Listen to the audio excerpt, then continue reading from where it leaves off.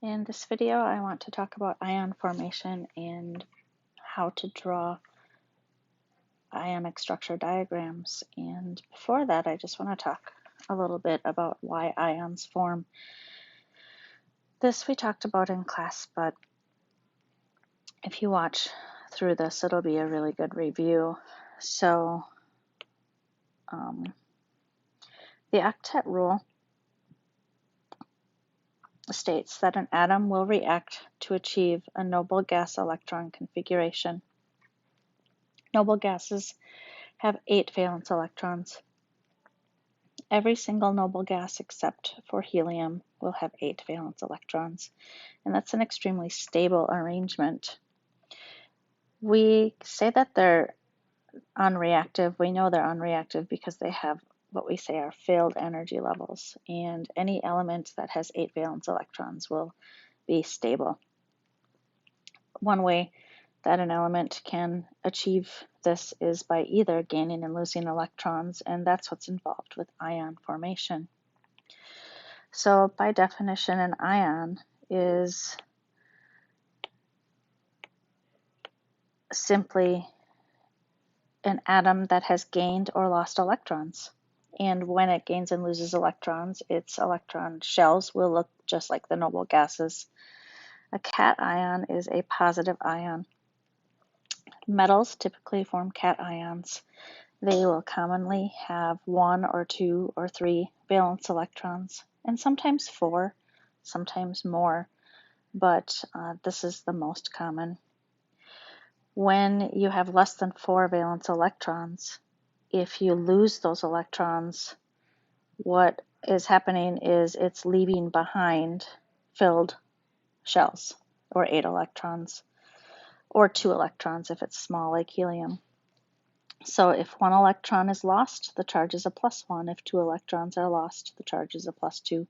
If 3 electrons are lost, the charge is a +3. So that pattern is the same as if 4 electrons are lost, then it's a +4.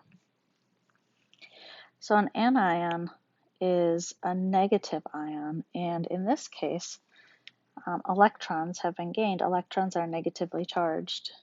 We see anions mostly with nonmetals. They commonly are in groups 15, 16, or 17, and they have 5, 6, or 7 valence electrons. If you have more than 4 valence electrons, the atom will tend to gain electrons so that there are 8 valence electrons. If 3 electrons are gained, you have a -3 charge. If 1 electron is gained, you have a -1 charge, and so on and so forth. So this is the same slide that we looked at before, and I walked you through, or if anyone watched that video, I made a video on how to make an atomic structure for an atomic structure diagram for beryllium, and this was the result of that. Now, in order to change this into an ionic structure diagram, we have to look at what we have. Here we have 2 valence electrons right here, and we have 2 options. We can possibly gain 6 valence electrons to have 8 electrons in the outer energy level, or more likely is that we lose 2 electrons. So we will literally just cross them off by see you later, all gone. And when that happens, this gets a +2 charge. So we lose 2 electrons and you get a +2 charge. So this is what an ion structure diagram would look like for beryllium.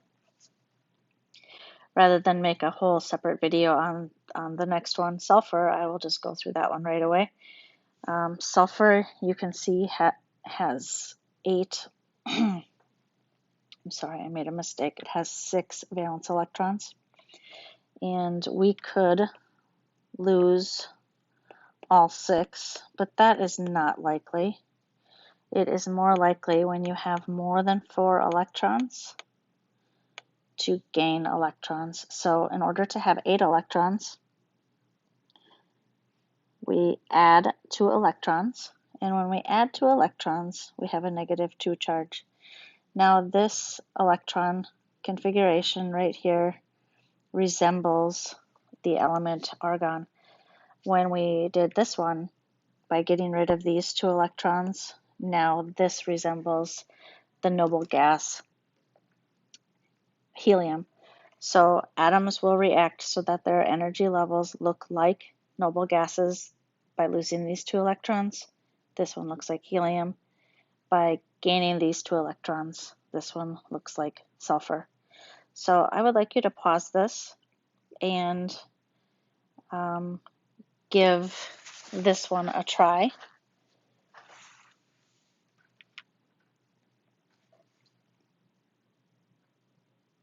If you haven't paused it, pause it now and give this one a try. In a moment, I'll work through the solution. Okay, I'm hoping that you paused it.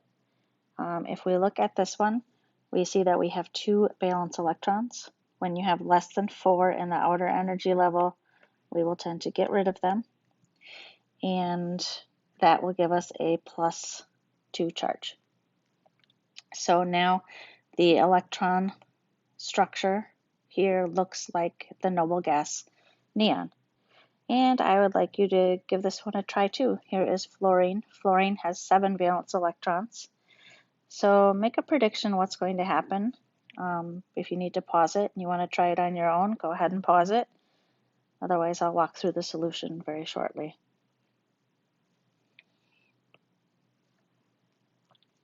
Okay. If you are waiting for me to go through the solution, I'm ready to do that. If you practiced on your own, you can compare my solution to yours. Fluorine has 7 valence electrons. 1, 2, 3, 4, 5, 6, 7. And it wants 8. So when you have more than 4 valence electrons, an element will add an electron. When we add 1 electron, this gets a -1 charge. So a fluorine ion, when a fluorine becomes an ion, the name actually changes to fluoride because negative ion names end in IDE. This was another negative ion that formed the sulfur, so this name will change to sulfide. Negative ion names end in IDE. So that concludes my video on how to draw ionic structure diagrams and why ions form to begin with, and I hope that this helped you prepare to make your very own ion structure diagrams. Thanks for watching.